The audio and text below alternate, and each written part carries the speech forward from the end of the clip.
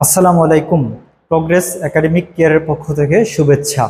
আজকে আমরা আমাদের যে সিকোয়েন্সিয়াল ক্লাস আমরা নিচ্ছিলাম ইংরেজির তার পঞ্চম লেকচার অর্থাৎ প্রেজেন্ট কন্টিনিউয়াস টেন্স নিয়ে আজকে কথা বলবো। কন্টিনিউয়াস এই কথাটির মধ্যে আসলে আমরা কি বলতে চাচ্ছি তা বোঝানো যাচ্ছে, সেটি হলো যে চলমান, অর্থাৎ যেই কাজ বা যেই ক্রিয়া চলমান থাকবে বা কাজ করা বোঝাবে তাকে আমরা কি বলবো? প্রেজেন্ট কন্টিনিউয়াস টেন্স বলবো। প্রেজেন্ট কন্টিনিউয়াস টেন্স বাংলা বাক্যে যদি আপনি দেখেন তাহলে দেখবেন যে চলিতেছে বা করিতেছি এই টাইপের ওয়ার্ড থাকে। আসলে সবসময় ব্যাপারটি এরকম না, তারপর আমরা বোঝার সুবিধার্থে বললাম আর কি। তারপরে আমরা এখন স্ট্রাকচার লিখবো যে কিভাবে ইংরেজি বাক্যের প্রেজেন্ট কন্টিনিউয়াস টেন্স আমরা লিখবো। অর্থাৎ স্ট্রাকচার যদি দেখি, যে স্ট্রাকচার হবে সাবজেক্ট প্লাস ভার্বের সাথে মিলিয়ে, অর্থাৎ অক্সিলারি ভার্ব আমরা লিখবো এম ইজ আর, মেইন ভার্বের প্রেজেন্ট ফর্মের সাথে আইএনজি যোগ করতে হবে। দেন যদি অবজেক্ট থাকে থাকবে আমরা দিব, আদারওয়াইজ এক্সটেনশন থাকলে এক্সটেনশন দিব। আমরা যদি একটু তোমাদেরকে বলি যে সাবজেক্ট, তারপরে এম ইজ আর এবং ভার্বের প্রেজেন্ট ফর্মের সাথে আমরা আইএনজি যোগ করব। এখন আমরা এম কখন দিব, আর কখন দিব এবং ইজ কখন দিব, এটা ডিপেন্ড করবে হলো আমরা ফার্স্ট লেকচারে অর্থাৎ প্রেজেন্ট পার ইনডিফিনিট টেন্সে তোমাদেরকে বলেছিলাম যে সাবজেক্ট যদি, অর্থাৎ তখন আমরা তোমাদেরকে পার্সন এবং নাম্বার শিখিয়েছিলাম। সাবজেক্ট যদি ফার্স্ট পারসন সিঙ্গুলার নাম্বার হয়, অর্থাৎ ফার্স্ট পারসন সিঙ্গুলার, তাহলে এম। সাবজেক্ট যদি first person plural, second person singular plus plural, third person plural, তাহলে আর। অনলি অনলি থার্ড পারসন সিঙ্গুলারের ক্ষেত্রে ইজ বসবে। তাহলে কি বুঝলা? যে ফার্স্ট পারসন সিঙ্গুলার নাম্বারের ক্ষেত্রে এম বসবে, থার্ড পারসন সিঙ্গুলার নাম্বারের ক্ষেত্রে শুধুমাত্র থার্ড পারসন সিঙ্গুলার নাম্বারের ক্ষেত্রে ইজ বসবে। আর বাকি বাকি কি? Third person plural, first person plural, second person singular or plural, যাই হোক সবগুলোর ক্ষেত্রে আর বসবে। আমরা এক্সাম্পল যদি দেই তাহলে তোমরা বুঝতে পারবে। যেমন ধরো যে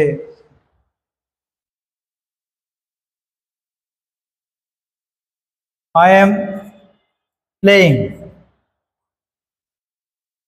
ধরো suppose cricket, first person singular number, তাই আমি এম দিয়েছি। যদি বলতাম যে উই, মানে আমরা খেলছি, তাহলে উই আর প্লেইং। যদি বলতাম সে খেলতেছে তাহলে হি ইজ প্লেইং। আশা করছি আমাদের এই যে স্ট্রাকচারের সাথে এম ইজ আর কখন কোনটা হবে আমরা সেটি বুঝতে পেরেছি।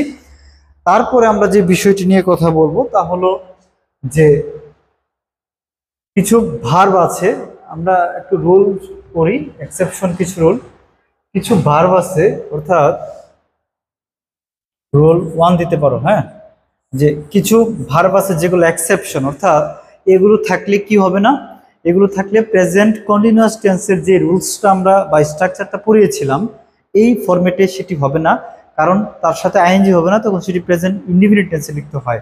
ভার্বগুলো যদি আমরা একটু লিখি তাহলে তোমরা খাতায় একটু লিখো যে ফিল,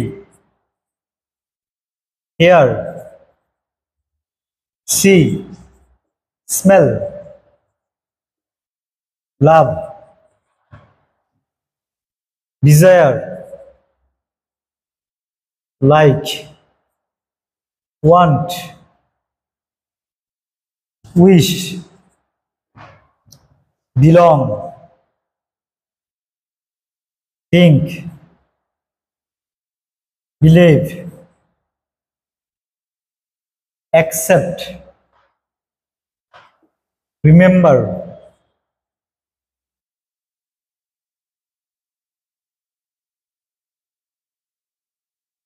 আচ্ছা, এই ভার্বগুলোর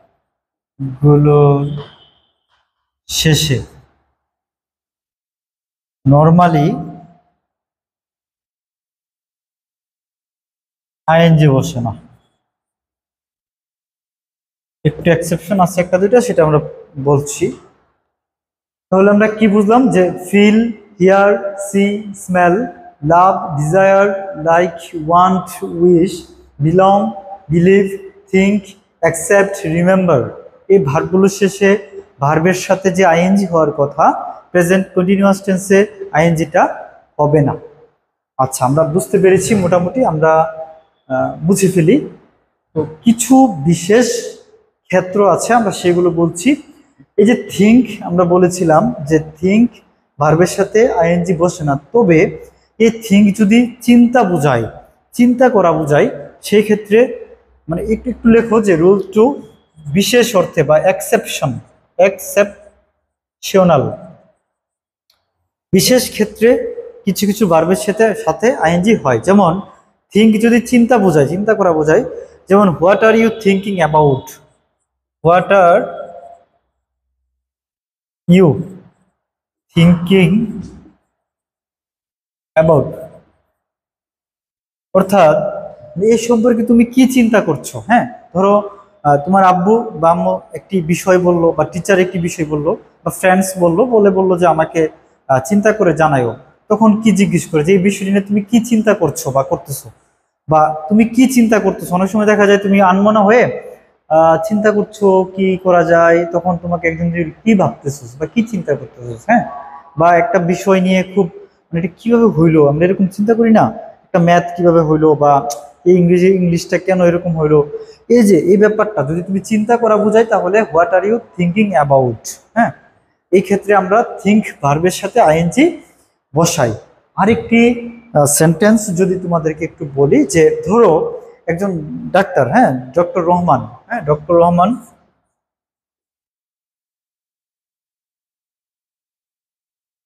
ইজ বিজি, সে ব্যস্ত, সে ডাক্তার, সে কি করবে, ব্যস্ত কি কারণ, সে রুগী দেখবে, অর্থাৎ হি ইজ সিইং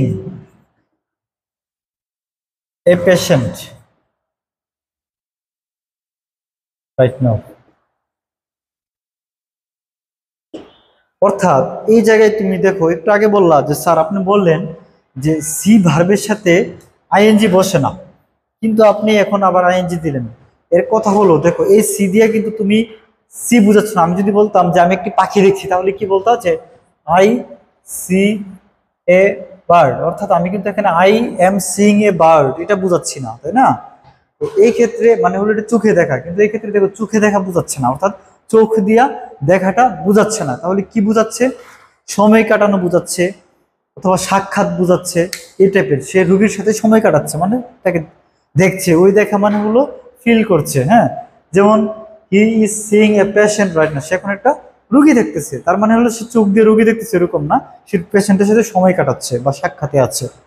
সেই ক্ষেত্রে আমরা যে সি এর সাথে কি করতে পারি, আইএনজি বসাতে পারি। হ্যাঁ, এই হলো দুইটি এক্সেপশন আমরা বললাম। যদি কেউ বুঝতে না পারো, তাহলে আমাদের প্লে লিস্টে আরো প্রিভিয়াস ক্লাসগুলো দেওয়া আছে, একটু দেখবা। তারপরে প্রবলেম হলে আমরা তো আছি, আমাদেরকে মেসেজ দিবা অথবা কমেন্ট করবা, আমরা ইনশাল্লাহ তোমাদের সমস্যা নিয়ে ক্লাস নিয়ে আসবো। রুল 3 যদি আমরা একটু তোমাদেরকে বলি, এরকম কিছু মানে ওয়ার্ড আছে যেগুলো যদি সেন্টেন্সের মধ্যে থাকে, তাহলে সেন্টেন্সটি প্রেজেন্ট কন্টিনিউয়াস টেন্স হয়। সেই ওয়ার্ডগুলো আমরা একটু খাতায় লিখে ফেলি, যারা ক্লাসটি করছো তারা খাতার মধ্যে একটু লিখে ফেলো। তোমরা ইংরেজির জন্য একটি আলাদা খাতাই বানাবা, কারণ প্রোগ্রেস একাডেমি কেয়ার তোমাদেরকে একদম বেসিক থেকে একদম আপ টু বটম যত ইংলিশের যা আছে তোমাদেরকে তা নিয়ে ইনশাল্লাহ আমরা ক্লাস দিব ধারাবাহিকভাবে ডে বাই ডে। তো যাই হোক, আমরা যদি ওয়ার্ডগুলো লিখি যে নাও, তারপর right now,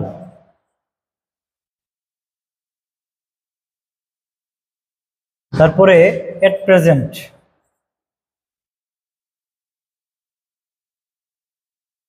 at this time, at this moment, তারপরে today, this season, this year, তারপরে গ্র্যাজুয়ালি, র্যাপিডলি, তারপরে ইয়ার আফটার ইয়ার।